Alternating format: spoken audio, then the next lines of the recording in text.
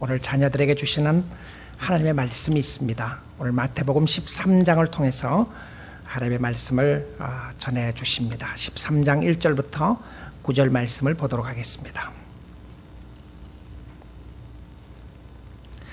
그날 예수께서 집에서 나가사 바닷가에 앉으심에 큰 무리가 그에게로 모여들거늘 예수께서 배에 올라가 앉으시고 온 무리는 해변에 서 있더니 예수께서 비유로 여러 가지를 그들에게 말씀하여 이르시되 씨를 뿌리는 자가 뿌리러 나가서 뿌릴새 더러는 길가에 떨어짐에 새들이 와서 먹어버렸고 더러는 흙이 얕은 돌밭에 떨어짐에 흙이 깊지 아니하므로 곧 싹이 나오나 해가 돋은 후에 타서 뿌리가 없으므로 말랐고 더러는 가시떨기 위에 떨어짐에 가시가 자라서 기운을 막았고 더러는 좋은 땅에 떨어짐에 어떤 것은 100배 어떤 것은 60배 어떤 것은 30배의 결실을 하였느니라. 귀 있는 자는 들으라 하시니라. 아멘. 성도들의 삶 속에 가장 소중한 것은 열매일 것이라고 생각합니다. 나의 삶 속에 예수 믿고 난 이후에 어떤 열매가 맺혀져 있는가, 나의 삶 속에 열매가 있는가를 바라보아야 되는 것입니다. 마태복음 1장은 예수님의 족보로부터 시작합니다. 예수님은 아브라함과 다윗의 혈통을 통해서 왕가에 태어나셨어요. 그 예수님은 육신적으로는 다윗의 혈통이었지만 그는 이스라엘 백성들이 기다리는 메시아라는 사실을 증명합니다.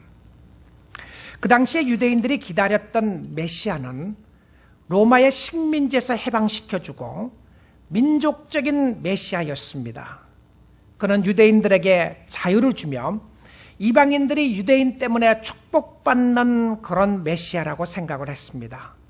그래서 예수 그리스도가 메시아라면 언제 어떤 방법으로 왕위에 오를 것인가를 그들은 생각하게 되었습니다. 예수가 메시아라면 로마는 언제 멸망하게 될 것인가, 우리에게 진정한 자유는 언제 오게 될 것인가를 생각하게 되었습니다. 예수님은 분명히 메시아로 오셨는데 예수님이 하시는 사역들은 메시아가 하시는 것처럼 아닌 것처럼 보여지는 것들이 있었습니다. 예수님이 기적을 베풀곤 했을 때 그들은 예수 그리스도가 바로 이런 메시아였구나 생각을 했습니다. 그러나 예수님이 기적을 베풀는 것을 그만하시고 그는 이야기하시기를 이젠 내가 십자가에 못 박혀 죽을 때가 됐다고 이야기합니다. 그리스도의 순환과 그리스도의 고난에 대해서 이야기를 할 때에 아무도 그를 이해할 수가 없었습니다. 사람들은 생각합니다. 어떻게 당신이 메시아라면 그렇게 죽을 수가 있느냐고 말입니다.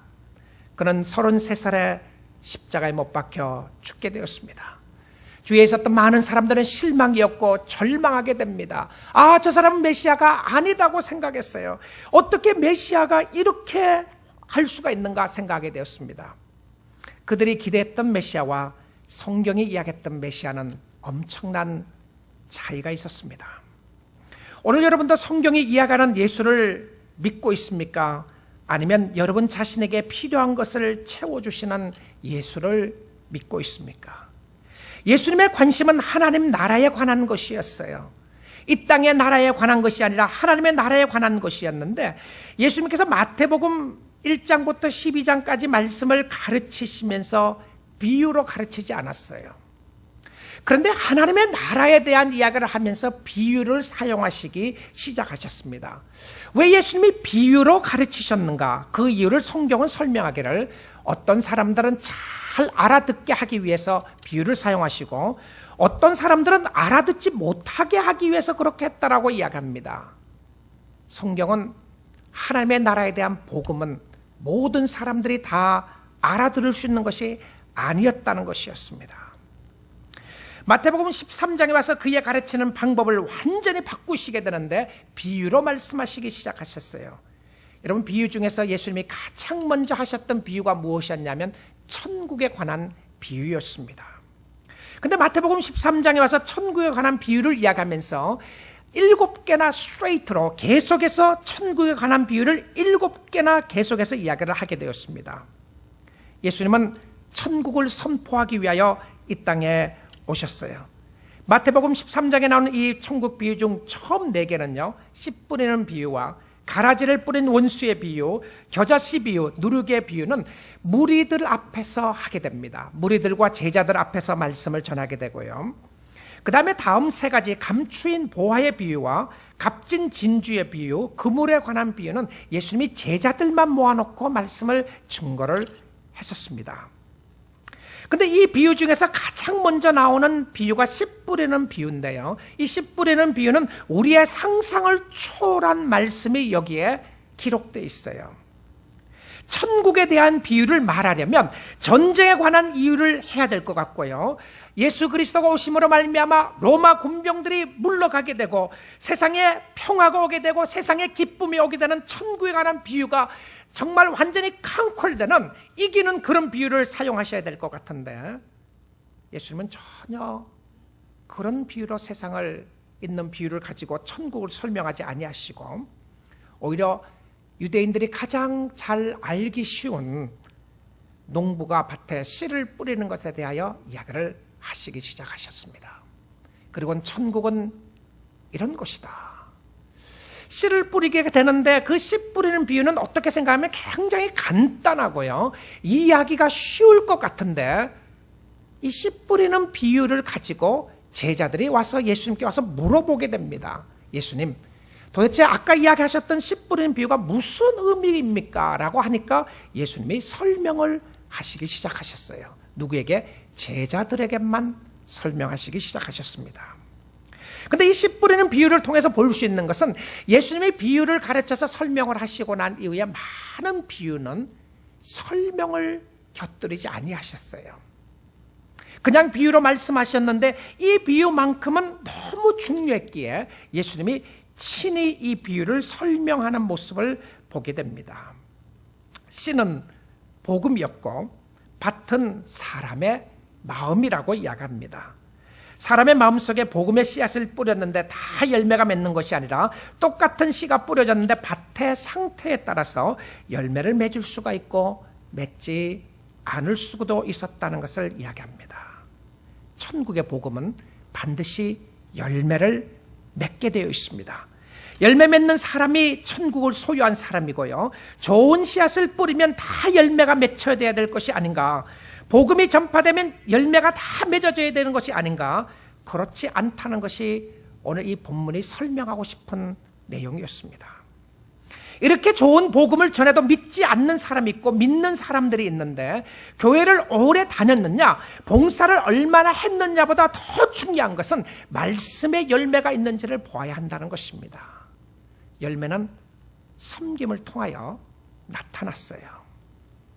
천국에 관한 이 비유는 왜 예수님이 복음을 전해도 열매 맺는 사람들이 적었느냐는 것에 대한 초점을 다시 맞추어 나가기 시작합니다. 왜 사람들은 복음을 외면하였는가? 왜 열매가 없는가라는 부분에서 천국 복음을 이야기하면서 씨 뿌리는 비유에 대해서 4가지 종류의 밭에 대하여 설명을 하기 시작합니다. 여러분, 오늘 이 아침 시간에 주님 앞에 예배를 들으시면서 나의 삶 속에 어떤 열매가 맺혀 있는가 생각을 한다면 어떻습니까? 여러분의 마음밭은 어떤 상황에 있냐고 물으신다면 여러분은 어떻다고 고백을 할 수 있을 것 같습니까? 여러분의 심령 속에 예수 그리스도가 진실로 마음속에 고백되어지고 예수 그리스도가 여러분의 삶의 주인이시면 반드시 여러분의 삶 속에는 성령의 열매가 맺혀지는 줄 믿습니다. 맺혀지게 돼 있어요. 자, 그런데 예수님이 이 비유를 말씀을 하시면서 길가에 뿌려진 씨에 대해서 이야기를 합니다. 이 길가에 뿌려진 씨는 사람의 마음이 완악한 마음의 상태를 나타내는 것을 설명했어요. 말씀을 전하고 가르치면 말씀이 튀어나오는 사람들이 있어요. 이 땅은 매우 단단하기 때문에 씨가 들어갈 수 없다고 그랬습니다. 그래서 그 씨가 놓여 있다가 새들이 와서 먹었다고 합니다. 말씀을 듣기는 듣는데 말씀이 있을 곳이 없었어요. 완악한 마음의 상태를 이스라엘 백성들을 가르쳐서 꾸짖으실 때 예수님이 말씀하셨습니다. 그들의 마음이 딱딱하다, 헐든하다, 돌과 같이 딱딱하고 굳어 있다고 이야기해요. 여러분, 왜 사람들이 이런 마음을 갖게 됩니까? 특별히 복음에 대해서 왜 사람들의 마음이 굳어 있게 되죠? 성경은 2가지로 크게 이 이유를 설명을 합니다. 첫 번째는요, 바로 죄 때문에 그렇습니다. 하나님과 원수가 되었기 때문에 그러는데요. 바로 이 죄악된 마음은 하나님으로 향하여 또 사람들에게 대하여 마음이 굳어지게 만들어줍니다. 여러분 아무리 복음을 들어도요. 여러분의 마음이 굳어 있으면 열매를 맺을 수가 없어요. 딱딱한 마음을 가지고 있으면 마음을 결코 열지 않겠다고 생각하고 굳은 마음을 가지고 있으면 열매를 맺을 수가 없습니다. 이 배경을 로마서 1장에서는 잘 설명하고 있는데요. 이것은 사람들이 하나님을 하나님으로 모시지 않고 진리를 거부하게 되는 것을 말씀하고 있었습니다. 그 결과 그들은 우상을 만들게 되었고 죄는 하나님과 그의 관계를 배척하게 만들었습니다. 죄인이기 때문에 하나님께 가까이 오기를 싫어합니다. 그리고 사람들은 죄를 너무나도 사랑합니다. 죄를 사랑하면 사랑할수록 죄 가운데 거하면 거할수록 우리의 마음은 하나님에 대하여 이웃에 대하여 굳어지게 됩니다. 그 다음에 두 번째로 우리의 마음이 굳어지는 이유가 무엇이었냐면 사람들은 하나님이 주관하고 다스리는 것을 근본적으로 싫어합니다. 하나님을 원하지 않아요. 하나님이 우리의 삶 속에 함께하는 것을 원하지 않고 누군가의 지배를 받는 것을 싫어하게 됩니다. 그래서 스스로 결정하고 스스로 하고 싶어 하는데 그 모습은 어떤 모습인가? 마음이 굳어있는 모습이에요. 마음이 딱딱해 있는 모습입니다. 여러분 어떤 분들은 교회 오면서도 마음이 정말 굳어있는 사람들 있죠. 하나님에 대해서 굳어있고요. 사람에 대해서 굳어있는 사람들이 있게 됩니다. 이런 사람들은 열매를 맺을 수가 없습니다. 복음의 문제가 아니라 밭이 문제였습니다. 두 번째 예수님의 모습 속에 보여주는 것은 무엇이었냐면 돌밭에 떨어진 씨를 이야기하는데요. 이 돌밭에 떨어진 씨는 마음의 상태는 얄팍한 마음을 이야기했습니다. 마음의 얄팍한 마음. 씨가 떨어져서 묻히기는 한데 흙이 없어서 뿌리를 내리지 못하는 것을 이야기합니다. 이 말씀을 20절에서 이렇게 설명을 하고 있어요. 여러분 말씀을 보시면 돌밭에 뿌려졌다는 것은 말씀을 듣고 즉시 기쁨으로 받되. 자, 예수님이 이 비유를 친히 설명을 하시면서 하시는 말씀이죠. 돌밭에 떨어졌다고 하는 것은 말씀을 듣고 즉시 기쁨으로 받되. 지금 누구에게 이야기를 하느냐면 제자들과 무리들에게 이야기합니다. 오늘 저와 여러분들에게 이야기하는 거예요. 예수님이 말씀을 듣고 순간적인 기쁨이 있어요. 그래서 이것이 굉장히 감정적일 수도 있고요. 예수를 위하여 목숨까지 바치겠다고 하는 사람들이 나오게 됩니다. 그런데 언제 차이가 나죠? 그 다음에 설명을 합니다. 21절입니다. 그 속에 뿌리가 없어 잠시 견디다가 말씀으로 말미암아 환난이나 박해가 일어날 때는 곧 넘어지는 자요. 여러분 21절 말씀을 성경을 통해서 다시 한번 보십시오. 보시면 그 속에 뿌리가 없어서 잠시 견디다가 환난이나 박해가 일어날 때는 곧 넘어지는 자요. 이렇게 이야기해야 돼요. 그렇죠? 근데 거기에 한 단어가 더 붙어 있습니다. 무슨 단어죠? 말씀으로 말미암아. 여러분 말씀이 우리에게 생명을 주게 되고요. 말씀이 우리의 삶 속에 소생케 되는 역사를 일으켜주고 말씀으로 말미암아 열매를 맺게 되는데 또한 이 말씀 자체가 사람들의 마음을 넘어지게 하는 요소도 된다는 거예요. 스텀블링 블락이 된다는 겁니다. 사람들이 걸려 넘어지는 이유가 무엇 때문에 그런 것인가? 돌밭에 떨어진 씨앗이 걸려 넘어지게 되고 열매 맺지 못하는 것은 말씀으로 말미암아 환난이나 박해가 일어날 때라고 되어 있어요. 말씀이 은혜가 되기도 하지만 말씀 때문에 시험 당하는 경우들도 있고요. 말씀 때문에 넘어지는 경우도 있어요. 그래서 여러분 말씀을 들을 때에 혹시 여러분의 마음속에 찔림이 있게 되면요. 찔림이 있게 되면 회개가 해야 될 경우에 회개를 하세요. 그 상황 속에 주님 앞에 나가 회개하시고요. 정말 주님 잘못했습니다. 회개의 역사를 일으키도록 해야 되는데 회개하지 않으면 그 말씀이 시험거리가 됩니다. 그리고 그 말씀 때문에 넘어지게 돼요. 근데 그 말씀 때문에 넘어지는데 그 말씀이 넘어지도록 하는 요소들이 무엇이었냐면 환난이나 박해가 일어날 때 무너진다고 돼 있어요. 핍박이 오게 되고 어려움이 오게 되면 넘어지게 되는데요. 예수를 위하여 조금 더 손해보지 않으려고 하는 사람들. 핍박이 일어날 때 많은 사람들이 예수를 떠나게 됩니다.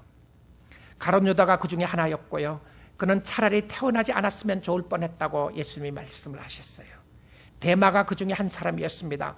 데마는 이 세상을 사랑하여 나를 버리고 갔고라고 이야기를 하면서 어려움에 있을 때 많은 사람들이 떠나게 되었던 것을 보여줍니다.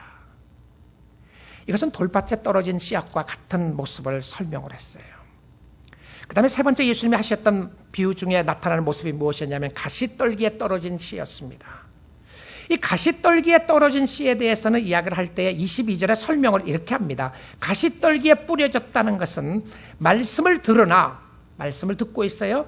세상의 염려와 재물의 유혹에 말씀이 막혀 결실하지 못하는 자요라고 되어 있습니다. 가시떨기에 떨어진 씨앗의 모습을 우리의 마음의 상태를 비유한다면 이것은 찌들린 마음들입니다. 여러분, 교회를 나오는데 기쁜 마음으로 나온 사람이 있는가 하면 정말 어렵고 힘든 가운데 찌들린 영혼들이 있을 수 있죠. 여러분, 살아나가는 것이 너무 힘드십니까? 내가 예수를 오랫동안 믿어도 기쁨이 없고 감격과 감사가 없다고 생각이 듭니까? 성경은 그것이 왜 그런지를 설명을 합니다. 첫 번째는 예수님이 세상의 염려 때문에 그렇다고 되어 있어요. 이 염려라고 하는 단어를 번역을 하면 나누이다, 주의를 빼앗기다라는 의미인데요. 이것을 anxiety라고 하는 표현으로 쓰죠. 영어로서는요. anxiety라고 하는 anxious라고 하는 번역이 있을 때는 이것이 목 막힌다, 목 졸린다, 숨이 막힌다, 질식시킨다는 의미가 포함되어 있어요. 이 씨앗이 뿌려졌는데 가시떨기에 떨어졌을 때 씨앗이 자라지 못하도록 목 조이는 모습들을 보여주게 됩니다. 성도의 영혼들을 목 조이게 하는, 성도의 마음속에 뿌려진 씨앗이 열매 맺지 못하도록 하는 역사가 무엇이었냐면 염려였어요. 가정적인 문제 때문에, 자녀들의 어려움 때문에, 건강 때문에, 부부간의 문제 때문에 여러분, 염려하는 사람들의 모습을 보게 되면 염려거리가 반드시 있습니다. 대학을 가야 되기 때문에, 공부를 해야 되기 때문에, 혹은 여러 가지 염려해야 할 수밖에 없는 문제들이 많이 있어요. 여러분, 혹시 그런 생각하지 않습니까? 예수님, 이 염려거리를 해결만 해주신다면 내가 주님 잘 섬길게요. 이것이 너무 큰 걱정거리입니다. 이거 해결해 주시면 좋겠습니다. 이거 해결해 주시면 내가 주님을 잘 섬길 수 있을 것 같습니다. 걱정이 우리의 마음을 사로잡고 있을 때가 있죠. 말씀이 들어가서 뿌리를 낼 수가 없게 합니다. 라컬이라고 하는 신학자는 이야기하기를 이런 사람의 마음 상태를 wandering, 막 그냥 다닌다고 하는, 정신없이 이렇게 다니는 모습을 이야기하는 거죠. wandering and preoccupied mind라고 그랬어요. preoccupied mind다. 이 preoccupied 된 mind의 모습은 무엇이었냐면 disrupted mind다, 이렇게 이야기를 했어요. 우리의 마음속에 염려로 가득 차게 되게 되면 무언가가 우리의 심령 속에 가득 채워져 있다는 거예요. 무언가에 의해서 정신없게 만든다는 겁니다. 주님을 섬기고 주님을 사랑하고 있지만 우리의 생각과 우리의 마음이 정신없이 흔들리는 모습을 이야기해요. 여러분, 내가 주님을 잘 섬기고 싶고 주님 앞에 열매 맺히고 싶다고 이야기를 하면 여러분의 마음속에 해결되어야 될 것이 있습니다. 그것은 바로 세상의 염려거리입니다. 어쩌면 여러분의 삶 속에 이런 생각을 할 것입니다. 염려할 수밖에 없는 문제들이 너무 많습니다. 너무 많아요. 주님, 어떻게 하면 좋습니까? 문제가 너무 많고 어려움이 너무 많은데 어떻게 하면 좋겠습니까? 염려 안 할 수 없는 그런 상황 가운데 있습니다. 아마 그것이 여러분의 삶 속에 사실일 겁니다. 사람들이 몰라서 그렇죠. 사람들이 몰라서 그렇죠. 그러나 그것이 사실일 수도 있지만, 그러나 바로 그것이 여러분의 영혼을 초킹하는, 질식시키는 원인들이 될 수 있다는 거예요. 그 다음에 예수님이 이야기를 하셨어요. 세상의 염려뿐만이 아니고 재리의 유혹에 말씀이 막혀 결실하지 못한다고 그랬어요. deceitfulness of riches, 이렇게 되어 있습니다. deceitful하다. 그러니까 우리를 속이는 것 같은 부유함, 우리의 영혼을 속이는 부유함 때문에 그렇다. 물질의 유혹 때문에 말씀을 잘 믿지 못한다고 그래요. 여러분, 물질 때문에 시험 받는 사람들이 교회에 많이 있죠. 이것 때문에 신앙생활을 하지 못한다고 생각하는 사람들이 있습니다. 페이먼트가 우리를 질식시키고 있죠. 우리의 영혼을 초킹하고 있습니다. 그렇습니다. 이것이 사람들의 목을 단단히 졸라매고 있어요. 물질에 관한 바른 이해관계가 걸리면 상처를 입게 됩니다. 물질의 노예가 된 사람들이 얼마나 주위에 많이 있습니까? 바로 이런 것들 때문에 우리의 영혼이 자라지 못하도록 우리의 삶 속에 가시와 엉겅퀴를 완전히 덮어주게 되고, 그로 말미암아 주님 앞에 나가지 못하도록 막는 요소들을 있게 됨을 보여주고 있습니다. 자, 왜 염려가 그토록 신앙에 어려움을 주는 것인가? 찰스 스윈돌 목사님이 세 가지를 이야기를 했어요. 첫 번째는요, 염려는 인간의 관점을 부각시키고 하나님의 관점을 억누름으로써 우리를 두려움에 휩싸이게 한다라고 그랬습니다. 인간의 관점을 부각시키고 하나님의 관점을 억누른다. 그러니까 하나님의 관점이 보이지 않는 거예요. 하나님이 우리와 함께 하시고 하나님이 우리와 동행하시고 하나님이 우리를 인도해 주신다고 하는 생각이 마음에 들어오지 않는 거예요. 그리고 인간의 관점을 부각시킴으로 말미암아 하나님을 보지 못하게 막아버립니다. 두 번째 염려는 본질적인 것과 비본질적인 것을 분별할 수 있는 능력을 짓누름으로써 우리의 마음을 산란하게 만든다. 본질적인 것과 비본질적인 것을 구별하지 못하도록 한다. 여러분, 그렇죠? 본질적인 신앙의 모습을 버리게 합니다. 본질적인 하나님을 섬기는 모습을 버리게 하고요. 그리고 비본질적인 그 염려 자체에 쌓이게 만들어줍니다. 그때 우리의 마음속에 드는 두려움, 의심, 실망감이 우리의 삶 가운데 생기게 되는 것이죠. 세 번째, 그는 이야기하기를 염려는 우리에게 기쁨을 주고 다른 사람들을 수용하기보다 판단하게 만들어 부정적인 사람이 되게 한다라고 되어 있습니다. 염려가 지배하면 매사의 모든 일에 부정적이 된다. 우리의 삶 속에 있는 기쁨을 앗아가 버리게 되고 우리의 삶 가운데 판정과 부정적인 사람으로 만들어 버리는 것이 바로 염려의 모습이었다고 고백을 하고 있습니다. 이런 모습 가운데 있게 되면 싹은 나지만 결실하지 못하는 경우가 많다고 이야기합니다. 혹시 여러분 말씀을 들으면서 내가 열매가 맺혀지지 못하는 모습이 바로 위의 세 가지 모습 중에 하나라고 생각이 들고 있습니까? 여러분, 절망할 필요가 없습니다. 낙심할 필요가 없어요. 만약 그런 상황 가운데 있다고 할지라도 주님이 원하시는 것은 오늘 이 아침 시간에 여러분이 열매 맺을 수 있는 길을 예배해 놓으시고 복음의 메시지를 여러분의 심령 가운데 주시는 줄 믿습니다. 여러분, 옥토를 만들 수 있고요, 옥토의 모습으로 말미암아 여러분의 심령 속에 오늘 복음을 받아들임으로 열매 맺히는 역사가 있게 될 줄 믿습니다. 이것이 복음의 능력이었어요. 자, 근데 이 복음의 씨 뿌리는 비유를 이야기하면서 무엇이라고 이야기했죠? 그것은 천국에 관한 이야기라고 그랬어요. 근데 천국에 관한 모습이 어떻습니까? 내가 옥토를 만들기만 하면, 성령께서 나의 마음 가운데 옥토를 만들기만 하시면 오늘 바로 이 순간에도 하나님이 열매 맺힐 수 있도록 하신다는 것이 천국 복음의 메시지였어요. 여러분, 신앙생활을 20년, 30년 하시면서 열매가 하나도 없다고 생각하는 분이 계신다고 할지라도 오늘 염려하지 않으셔도 되는 것은, 주님, 내가 두 손 들고 주님 앞에 나아갑니다. 주님, 나의 밭을 옥토로 만들어 달려고 기도하면 반드시 오늘 이 시간 하나님께서 성령의 역사로 말미암아 여러분의 마음밭을 옥토로 만들어 주실 것입니다. 좋은 땅에 떨어진 씨앗은 열린 마음으로 복음을 받아들이는 것이라고 이야기합니다.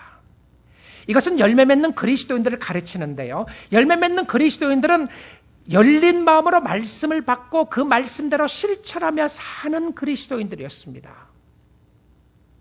말씀을 듣고 깨닫는 역사가 일어나게 되는데요, 여러분, 말씀을 마음속에 받아들이게 되면 몇 가지 반응이 나타나게 돼요.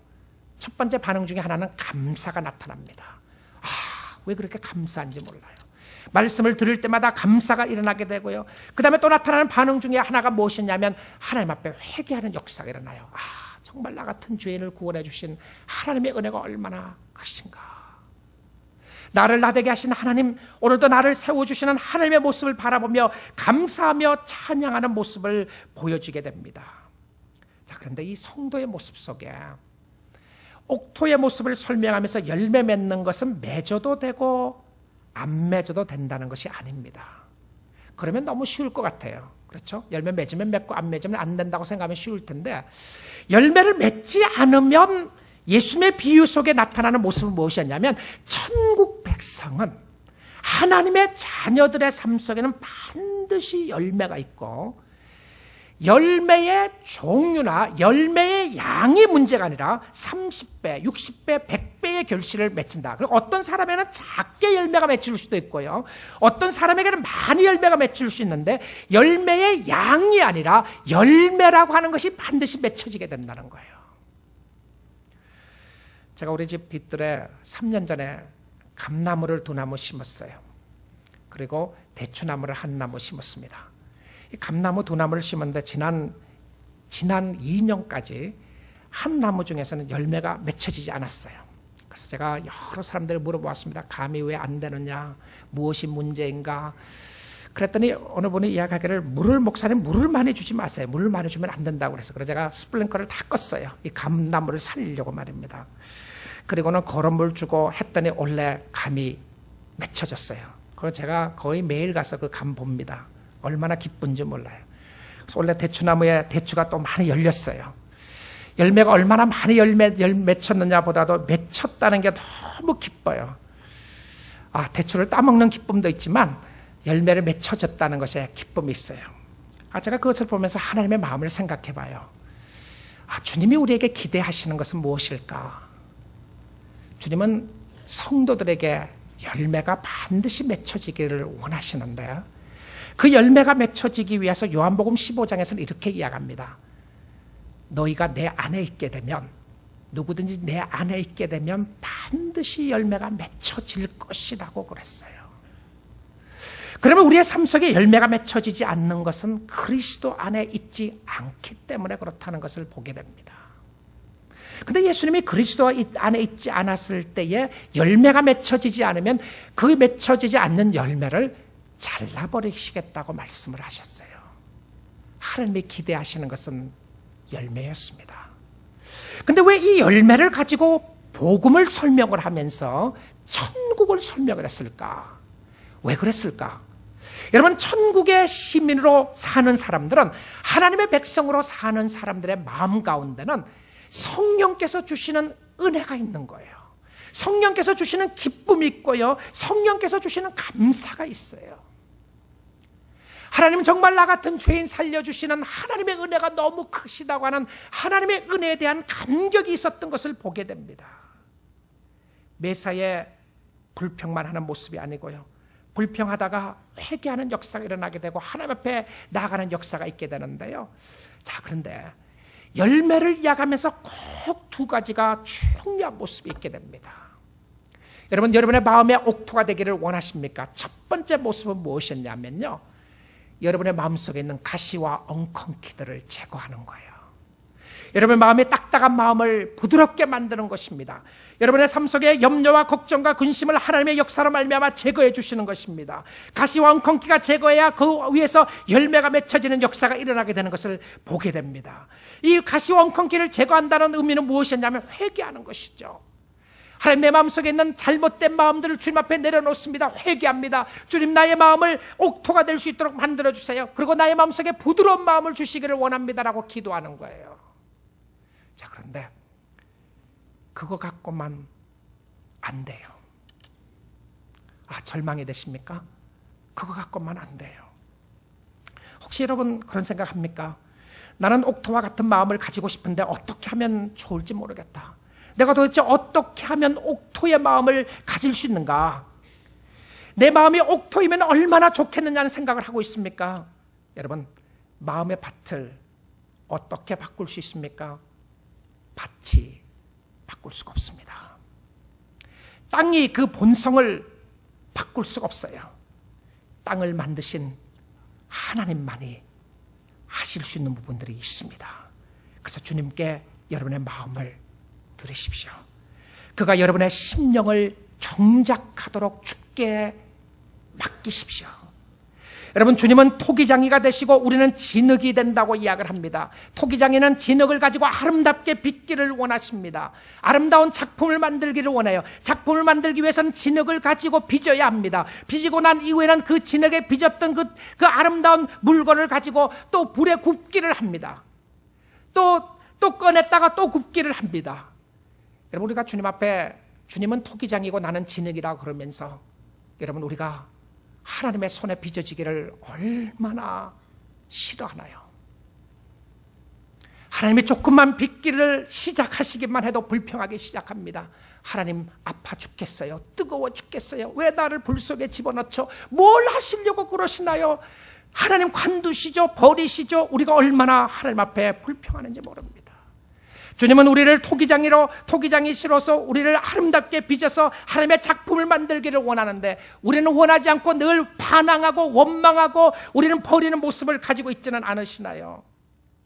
성령의 강권적인 역사가 나타났을 때에 여러분, 정말 하나님은 신실하시고 여러분의 심령 속에 최고의 아름다운 길을 인도하시고 이끌어 주실 하나님이신 것을 믿습니까? 그러면 주님 앞에 맡기세요. 주님 앞에 들으십시오. 에스겔 36장에는 이렇게 이야기를 합니다. 맑은 물로 너희에게 뿌려서 너희로 정결하게 하되 곧 너희 더러운 것에서와 모든 우상을 섬기면서 너희를 정결하게 할 것이며, 새 영을 너희 속에 두고 새 마음을 너희에게 주되 너희 육신에서 굳은 마음을 제하고 부드러운 마음을 줄 것이며, 또 새 신을 너희 속에 두어 너희로 내 규례를 지키게 하리니 너희가 내 규례를 지켜 행할지라.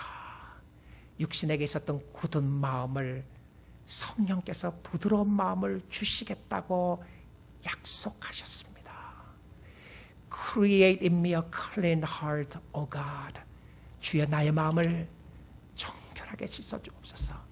주님, 내 이 마음, 이런 마음 갖고 주님 앞에 설 수가 없습니다. 이 마음 아니지 않습니까? 주님이 우리에게 창조해 주시는 아름다운 마음, 주님을 사모하는 마음, 주님 앞에 나아가는 마음, 주님의 영광을 바라보는 그 마음이 우리의 심령 속에 창조되어질 때에 그 마음을 가지고 옥토로 열매 맺히는 역사가 있게 될 줄 믿습니다.